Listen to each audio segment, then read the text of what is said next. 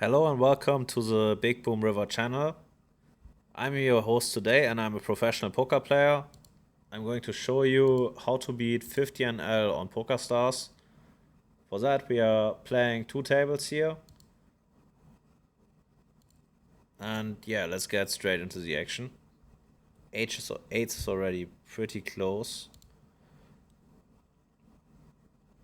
But yeah, against under the gun, we can't get too loose.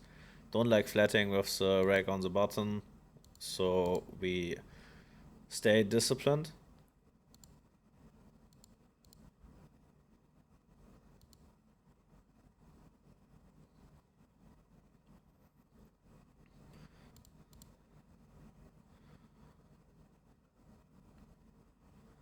Six three is a little bit too loose. 6-4 is bottom range.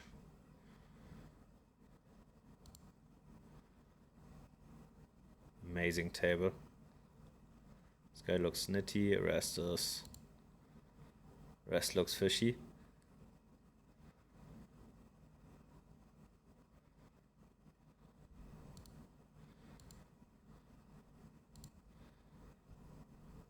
My ISO size out of position is 5x.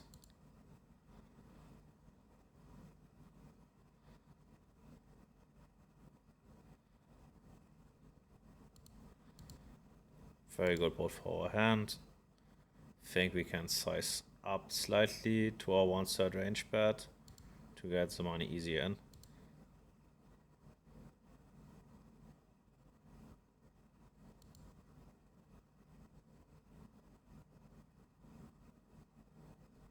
I think we ignore the board pair and just go straight for value against the fish. It's a little bit thin. Of course, we lose sometimes against 10, but I guess he's calling light enough. So we just triple it off.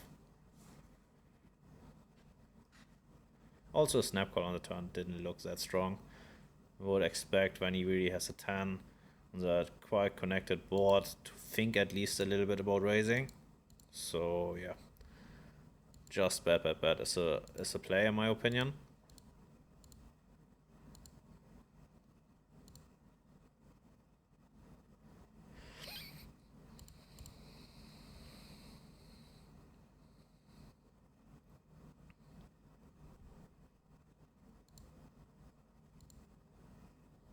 Here from the cutoff against under the gun, we just use our ace-5, ace-4 as bluffs. The middling aces or suited aces are mainly folds, and then we go linear for value.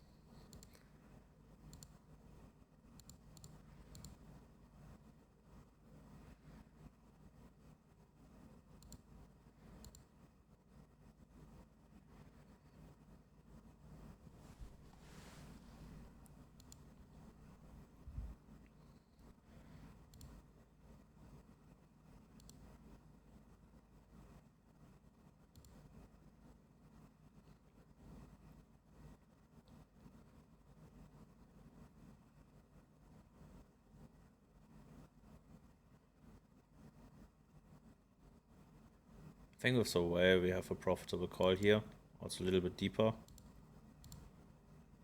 Our hand performs multi-way very well. Especially with the way flat here, we get some flush over flush scenarios. Definitely need to be careful now because our ace deuce is quite often dominated. Well, this could still be a range bet. Also was not starting with a full stack. So calling definitely one street. If he's a thinking player, I would also not expect him to range bet this board, especially out of position against our friend Shoki. And against the pot bet, there nothing for us to do than folding.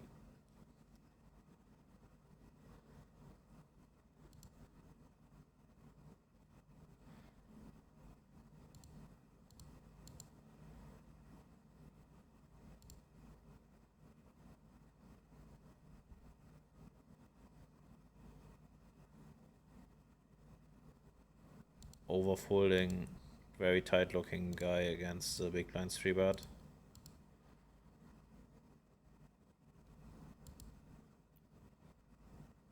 8-7 suited on the cutoff anyway. Definitely not a full frequency open raise. Just again one of my favorite hands, so that's why I mix it in.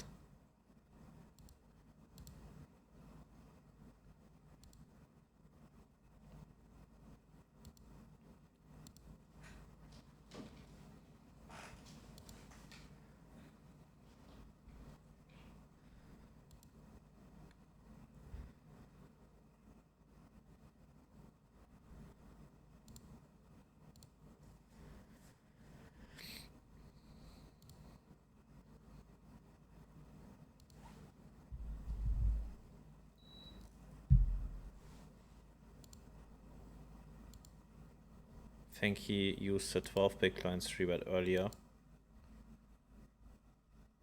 Let's 4-bet this time. Going to check this after the session. Range checking here against off-range Shoki. Especially here in the sandwich in the 3-way pots. You want to be quite passive. But after you check back and he doesn't decide to step, definitely want to put money in the middle. Board is alright. Range bets is 125%.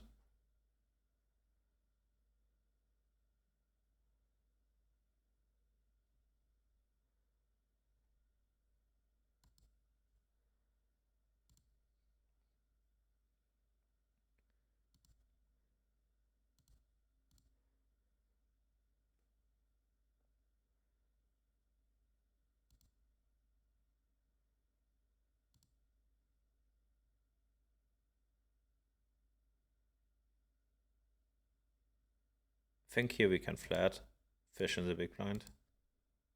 Our hand performs multi-way good, and we hate a 4-bet jam.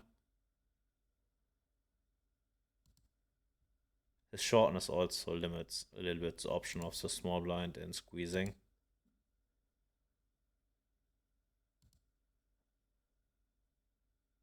Anyway, I am the opinion that most racks in the Russian cash pool really underestimate the option of flatting the button.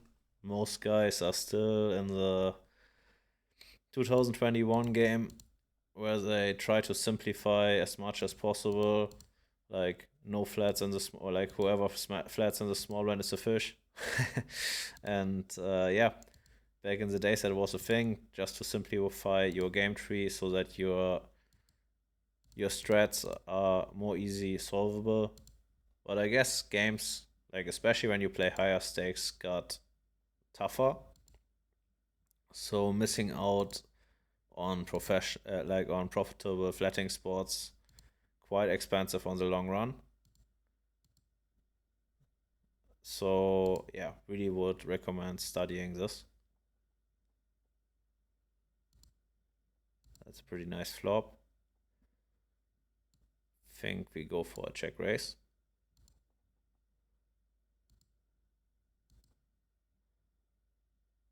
And after he checked back, think we start betting now. And I think our stretch is going for 2 times 75%.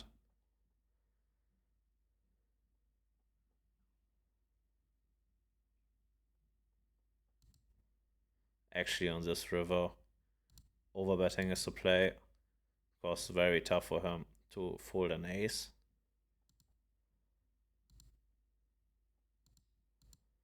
Seems like he was on a flush draw, but also not a river where he would start bluffing. So hope that he checked back an ace on the flop. Then folding trips on the river very difficult. So we try to get max value, and max value in this situation for me is overbetting.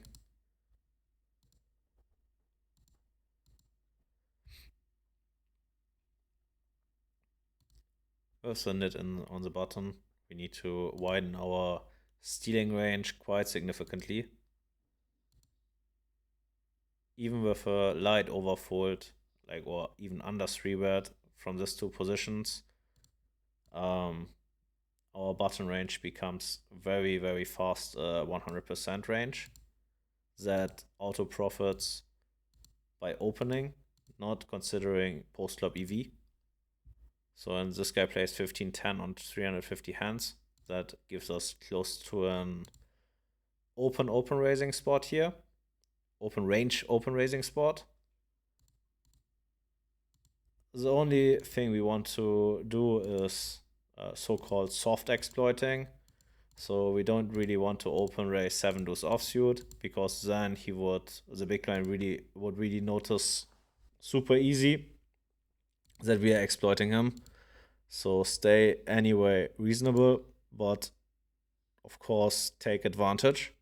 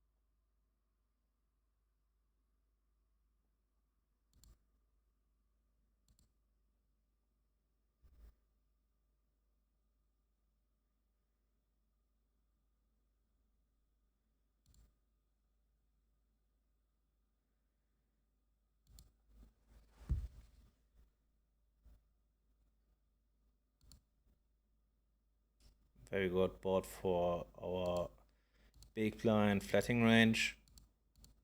Going to stab my range, and that's why I'm using a small sizing. Our ace-9 could be definitely a back check because we have some showdown value. But I think our range performs very well here as a range stab small. Not much he can do against that. And also not very intuitive for him to find the right check raises. People or population under check raises anyway. They're from the small blind or anywhere in general. So our very aggressive stabbing strat there performs very well.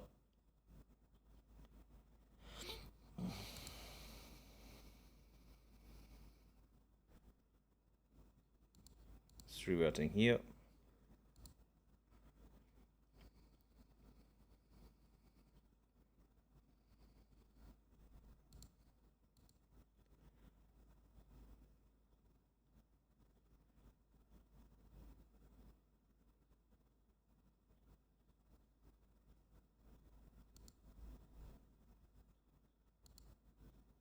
And 4-betting the ace queen.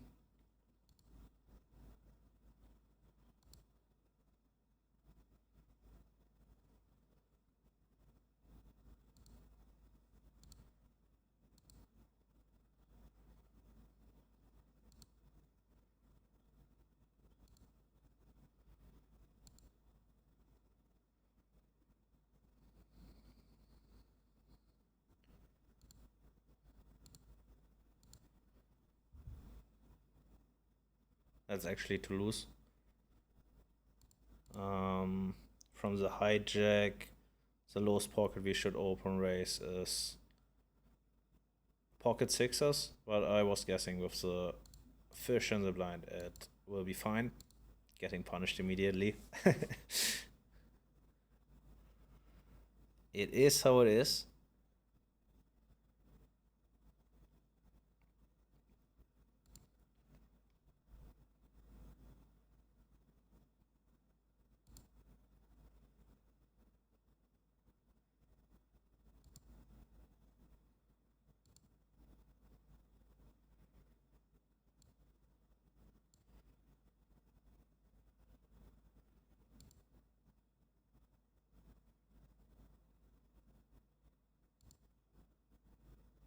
Small size 3-bet there from the small blind, from the whale. I think our hand plays well enough to peel.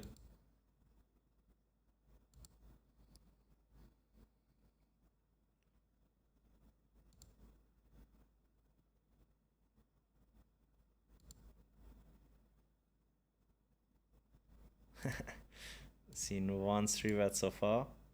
It was aces. With the backdoor straight and backdoor flush draw, we peel one. Not very happy about that. He goes for the classic pot.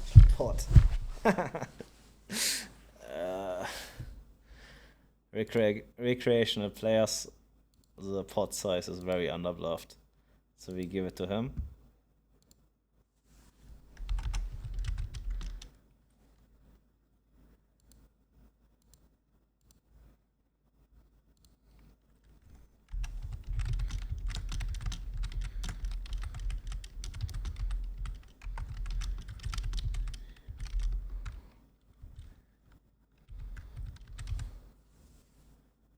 We give it to him. Isolating the nit. That's quite insane. 13,427 hands. Guess we range bet anyway.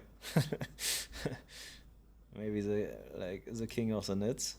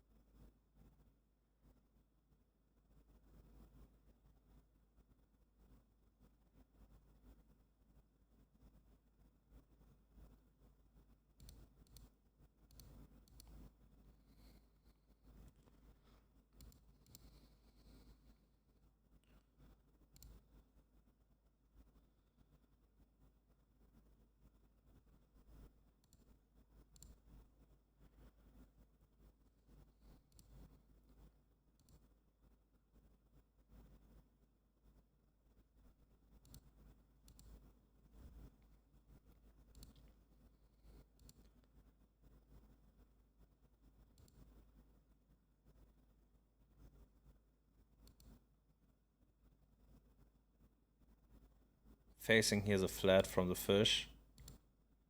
And Fury, our hand definitely likes to check back.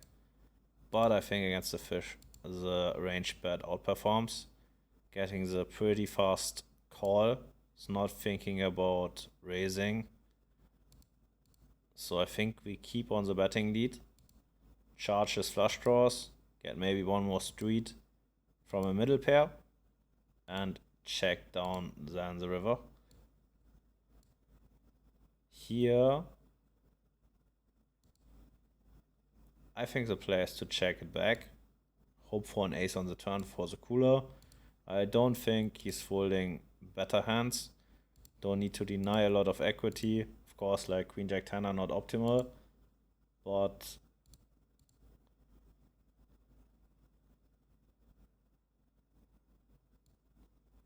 yeah, don't think he's folding a pair.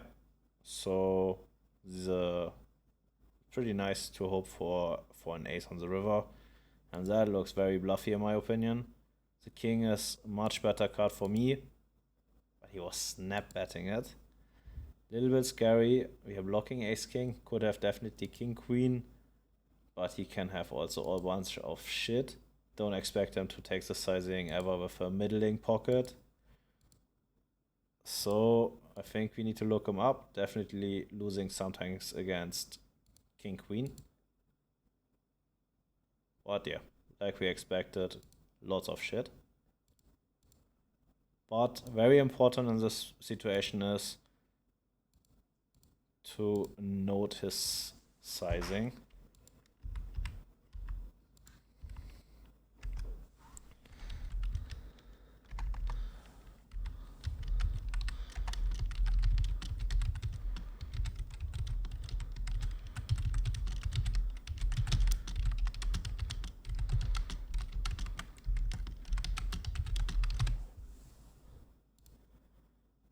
Very useful, and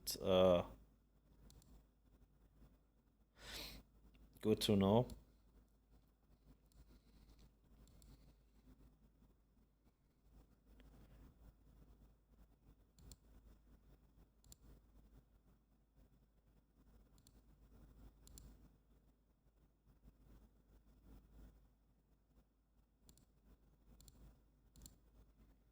That's the advantage of checking back here with the a6.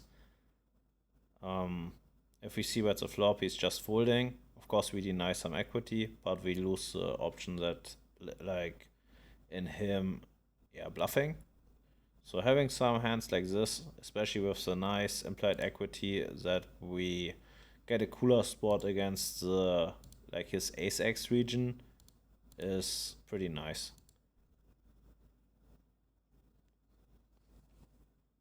But c-betting definitely fine. Delayed c-betting's definitely fine. So with this, with this hand, we have many options.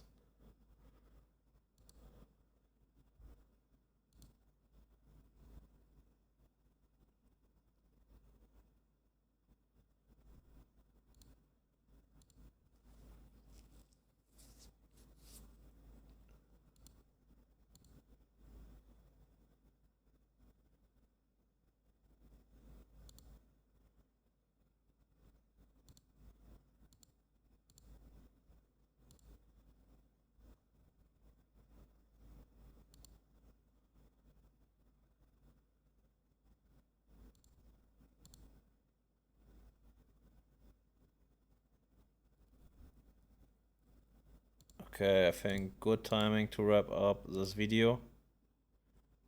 Thanks a lot for watching, guys. If you have any questions, drop a comment. Don't forget to press the like button and follow the channel. See you in the next video. Goodbye.